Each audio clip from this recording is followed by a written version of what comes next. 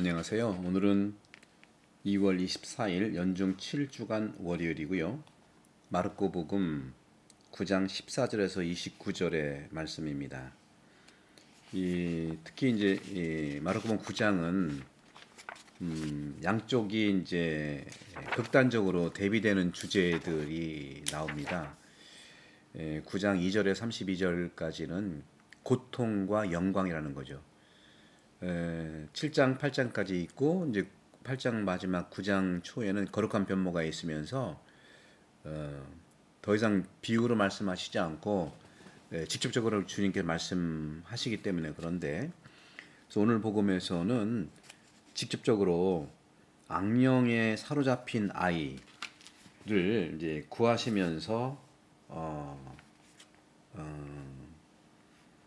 제자들과 함께 군중들을 포함해서 치유하는 모습들을 이제 볼 수가 있는데 악령에게 사로잡힌 이 아이를 사람들은 이제 데리고 오는 거죠. 논쟁을 이제 사람들이 하고 있었는데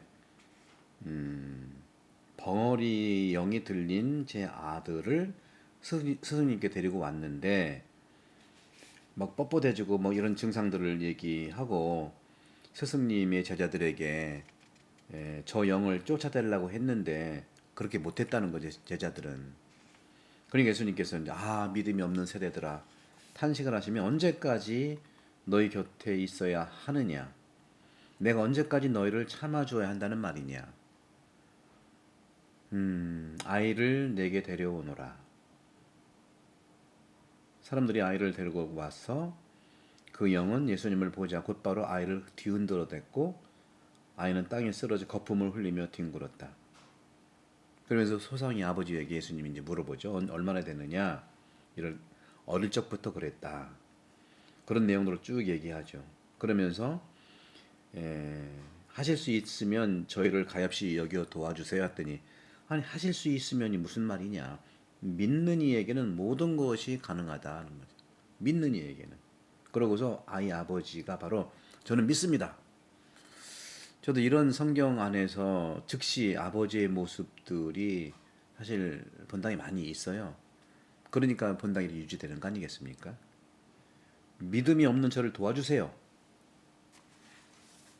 이렇게 저도 이제 우리 교우들이 하시는 말 저는 믿음이 없어요. 약해요. 그래 도와달라는 말은 생략한 건데 저는 그걸 알아들어야 되겠습니다. 제가 이제 잘못 알아들은 거예요. 그런 말 하지 말라고 말씀을 안 드릴게요. 제가 이제 회개합니다. 믿음 없는 저를 도와주세요. 그것이 이제 생략된 건데 우리 교우들은 그러자 예수께서는 군중이 떼를 지어 달려드는 것을 보시고 더러운 영을 꾸짖고 말씀하셨어요. 더러운 귀머거리 영아, 내가 너에게 명령한다. 그 아이에게서 나가라. 다시는 그에게 들어가지 마라. 그러자 그 영이 소리 지르며 아이를 마구 뒤흔들어 놓고 나가니 죽은 것처럼 되었죠. 아이가. 그래서 사람들이 죽었네 아이가. 하지만 예수님께서는 아이의 손을 잡아 일으키시어 아이가 일어났다는 거죠. 그래서 예수님께서는 집에 들어가셨을 때 제자들이 그분께 따로 어떻게 해서 저희는 그 영을 쫓아내지 못하였습니까? 하고 물었어요. 예수님께서 이렇게 대답하셨죠. 그것은 기도가 아니면 다른 방법으로도 나가게 할 수가 없다. 우리가 성전을 이제 완성을 해 나가는 차원에서 기도가 아니면 우리가 완성할 수 없어요. 기도는 뭡니까? 한 목소리, 한 마음, 분열도 없고 자기 오해도 없는 그런 것이죠. 기도할 것을 부탁을 드리고요. 그런 점에서 오늘의 중심 테마는 믿음이에요. 믿음. 믿음이란 무엇인가? 신앙이란 무엇인가? 믿음은 각자의 무능력을 인정하는 거예요. 18절에 나오죠. 18절에. 18절에 보게 되면은 스승님의 제자들에게 저 영을 쫓아내 달라고 하였지만 그들은 쫓아내지 못했습니다. 무능력에. 그걸 인정하는 거예요. 저도 지금 본당 사목도 그렇지만 여러 가지 이제 인생에서 제가 할 수 있는 게 없어요. 그동안 할 수 있는 건 하느님의 힘 때문에 가능했던 거죠. 기쁠 때 주님께 감사하고 힘들 때 주님 도와주세요 할 수밖에 없어요. 약한 존재이기 때문에. 결핍된 존재이기 때문에. 그리고 도와달라고 외쳐야 됩니다. 22절처럼 도와주세요. 이렇게 구원해 주시는 그리스도의 힘에 충만하게 신뢰하는 것이 또 중요합니다. 24절에 보게 되면 24절에 네. 하실 수 있으면이 무슨 말이냐. 18절에 무능력을 인정하고 22절에 저희를 가엾이 여겨 도와주세요 하는 거죠. 도와주세요. 아버지가 그러십니다. 도와주세요. 그 다음에 24절에 저는 믿습니다. 믿음이 없는 저를 도와주십시오.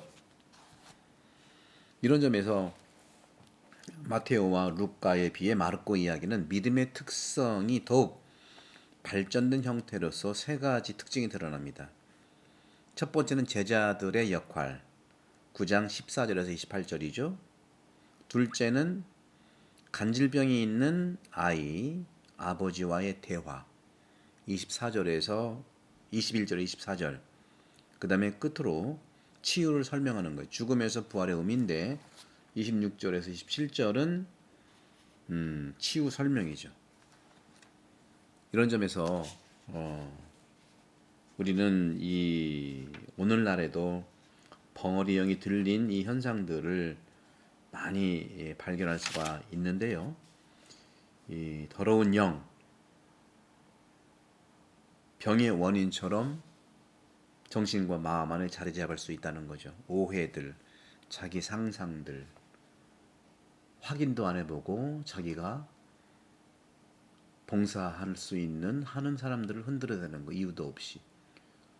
우리 건축위원들 뿐만 아니라 사목위원들 뿐만 아니라 많은 봉사자들이 그렇게 함부로 하지 않거든요. 비상식을 하지 않거든요. 그걸 믿어주셔야 되는데 뭐 안 믿는 분들은 그분들의 영향이죠. 그래서 인생을 살아가면서 나타나는 걱정, 좌절, 실패 등 이런 내향성들이 바로 병의 원인들이 될 수 있죠. 이런 내적 혼란이 병적 증상으로 나타날 수가 있다는 것이죠. 복음에서 벙어리 영이 들리게 한 더러운 영은 의학적으로는 간질 증상인데요. 그런데 이런 약함의 원인이 오직 육체뿐이냐, 육체적일 것뿐이냐. 실은 모든 악은 보다 깊은 뿌리를 가지고 있어 보여요. 그래서 세기를 걸쳐 만난 교회의 오랜 전통이 전하는 결론과 같은 그러한 대처 방법이 있는데 바로 그것은 단식과 기도였다는 거죠. 몸을 비우고 또 영을 비우는 것, 마음을 비우는 것. 이것으로 악을 이기고 모든 병의 뿌리들이 드러나 점차 치유된다고 한다는 거죠. 따라서 오늘 예수님이 말씀 기도가 아니면 9장 29절이죠. 기도가 아니면 다른 어떤 방법으로도 나가게 할 수가 없다.